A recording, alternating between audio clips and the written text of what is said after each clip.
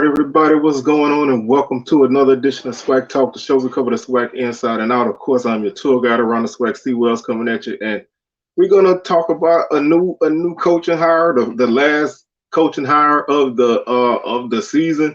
All jobs are filled now, barring anything happening between now and the end of this upcoming season. We have the newest coach at Mississippi Valley State. Mr. Kendrick Wade. We're gonna talk about him and what what what you can expect from Valley in the future. So with that being said, man, you can check out the socials on the screen.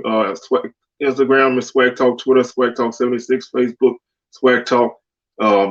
We like right at 800, nearly there. So by the time this video drop, I'm gonna say we're gonna be at 800. So I'm looking toward my next goal, which is 900. So we're on the race to 900 now, man. We didn't cross the eights, man. Thank you, appreciate it, man. Much love. If you subscribe, much love. Thank you. If you haven't, please hit that subscription button and then hit that like button while you're here, man. Hit that, so we can keep tabs on that YouTube nasty algorithm and keep on doing our thing. Like the video, share them, and hit that notification bell so you can be alerted to videos that drop off my normal Wednesday, Sunday schedule, like this one here that's dropping on a Saturday. So make sure you hit that notification bell to be alerted to all of that. So, man, let's go ahead and pop this off. Mississippi Valley, Vincent Dancy left Valley to go to Colorado with Coach Deion Sanders as a defensive analyst. So that opened up this position.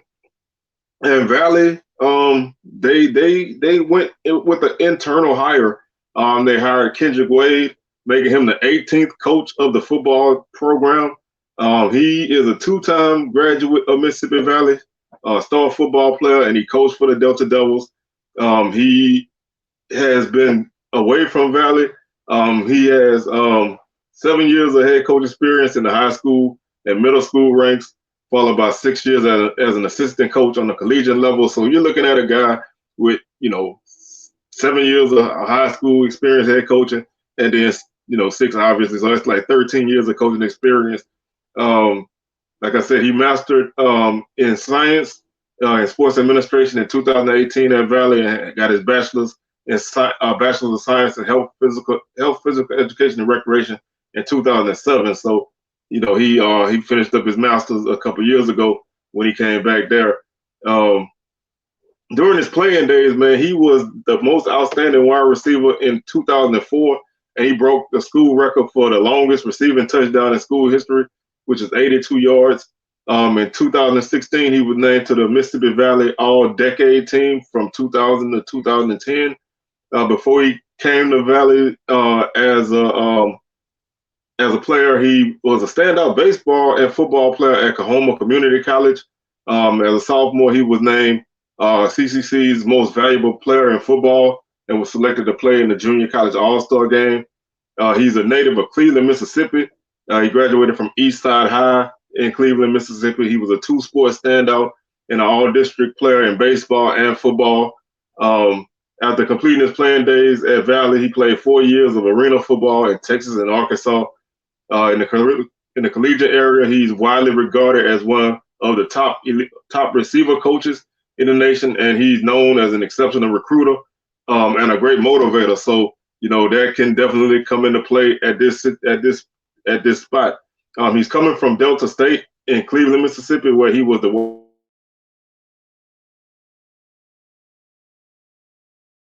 as offense was one of the most explosive offenses in the country.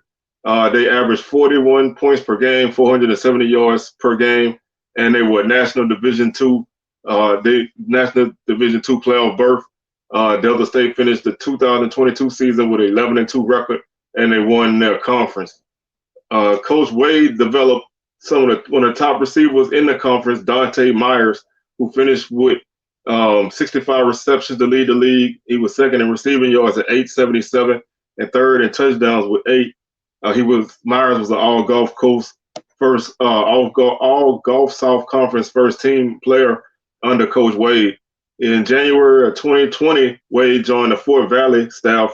He under Coach Maurice Flaw Wade had previously worked with Flowers at Valley in 2018, where Wade was the wide receiver coach and Flowers was the offensive coordinator at Valley during that time. During his 2-year stint at Fort Valley, he was the Wildcats pass game coordinator and receivers coach. While at Fort Valley, Wade coached all SIAC receiver Shamar Bridges. That's a name that I'm sure a lot of you guys in the HBCU realm remember. He in 2021, Bridges' senior year was cut short due to injury. He still signed an undrafted free agent contract with the Baltimore Ravens, and he's a member of the Baltimore Ravens at this time. In 2019, Wade coached receivers at Briarcliff University in Sioux City, Iowa. Under his tutelage, the wide receiver core improved immensely during the season. He had a receiver there who had a breakout season and was named an all-conference player. In 2017, he came back to Valley to coach the wide receivers. In his first year at Valley, he helped groom wide receiver Quinn McElfresh, who was an explosive playmaker, and he was the leading wide receiver in receptions in the conference per game and second in receiving yards per game. He was Swac Newcomer of the Year and all Swac second team receiver in his last season. In 2018, where he groomed receiver and return specialist Booker Chambers at Valley. He was one of the most dynamic players in the conference. He ranked 7th in the country in all-purpose yards for the 2018 season. He was a Connolly finalist, which goes to the top football player in Mississippi. He was named a Botox All-American. Chambers was an all Swac first team as a return specialist and all Swac second team as a receiver. So Coach Wade comes in here with a nice pedigree as a receivers coach. Everywhere he's been, the receivers have flourished. So I expect Valley to emphasize the passing game. The problem is going to be, man, who are they going to have to play for him? Obviously, they're going to have to hit the portal. They're going to have to recruit. They got the February signing day by a little bit more than a month away.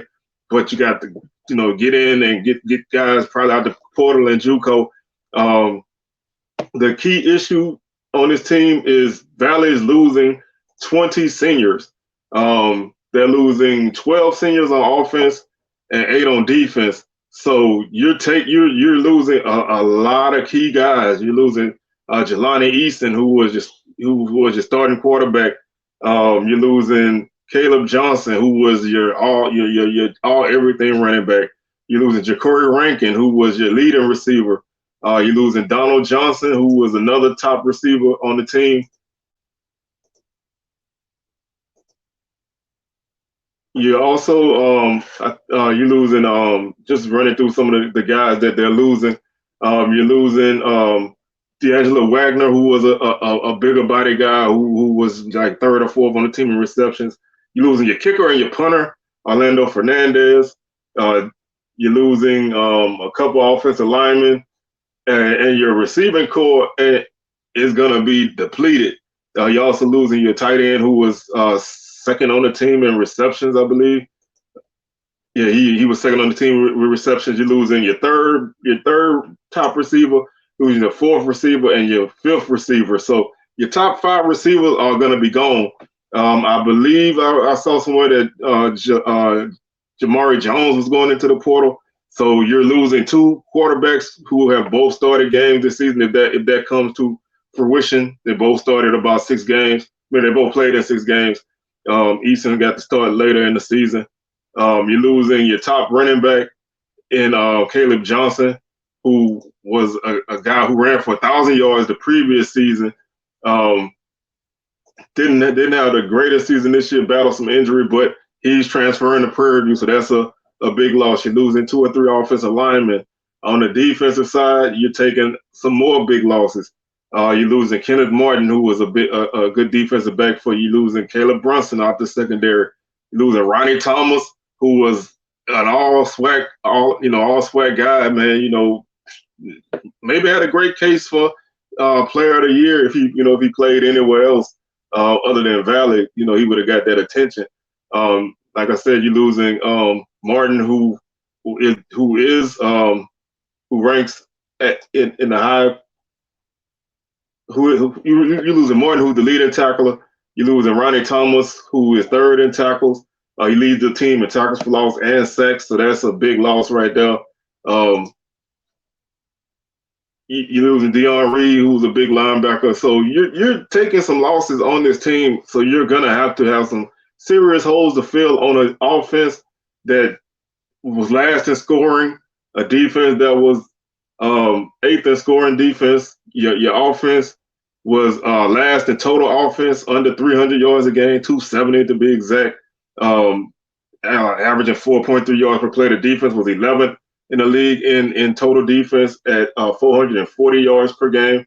The rushing offense was ninth in the league at 143 yards per game, and that's what a team that really wanted to run the ball and use short passes. You didn't really, generate a lot of running game. The defense was pretty solid against the run. It was sixth in the league. Your passing offense was last in the league. You ended the season up with 12 touchdowns and 9 interceptions and 127 yards on the season through the air. So not a lot going on. Your pass defense was last, giving up almost 300 yards per game and 24 touchdowns. Defensively, your defense was last in sacks at 17. So you're gonna have a lot of holes to fill, and your offensive line gave up 35 sacks. So you're gonna have a lot of holes to fill, and this is a tough job regardless of what you lose. I mean, everybody regarded Coach Dancy as a great coach, which I thought he was. He did a damn good job for what he had to work with, but he still wasn't able to, win a lot of games. This team went 2-9 last season, so you're looking at a program that historically, obviously, hasn't really had a lot of success. The program has never won a SWAC championship, so that's always going to be an albatross around their neck. You had a team that had a breakout season last season at 4-7, and that was the most wins that they had since 2012 when they won 5 games. Before that, they didn't win more than 3 games up between 2007 to now. That 5 games was the most that they won in 2012. They did win 6 games twice between 2005 and 2006, and that's their best record since 1996. So you're looking at a program that doesn't have a lot.